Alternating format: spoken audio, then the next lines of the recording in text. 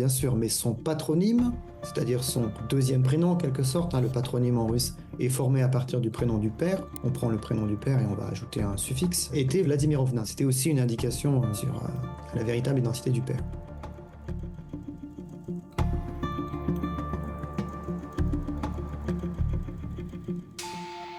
L'enquête de Proect révèle également comment la mère d'Elisaveta, malgré une origine modeste, est devenue immensément riche du jour au lendemain. Elle a connu l'ascension la plus fulgurante qui soit, vraiment une histoire de conte de fées, après sa relation avec Poutine et leur séparation. Elle est devenue détentrice d'une immense fortune en biens immobiliers en Russie et à l'étranger. Svetlana Krivonogic ferait aujourd'hui partie des femmes les plus riches de Russie, avec une fortune estimée à plus de 100 millions d'euros. Elle possède notamment un appartement dans un immeuble de grand standing à Monaco, un yacht de 37 mètres d'une valeur de 9 millions d'euros et même une station de ski en Russie. C'était certainement de l'argent qui appartenait à Poutine lui-même. Donc pour acheter des biens, par exemple un appartement à Monaco, В неї квартира в Монако, в одному з елітних комплексів Монте-Карло Стар. Dans les années 2000, Svetlana Krivonogic devient actionnaire de plusieurs entreprises, notamment de la Rossia Bank de Saint-Pétersbourg, réputée pour gérer les finances de l'élite russe. Parmi les associés de cette banque, on retrouve des proches de Vladimir Poutine,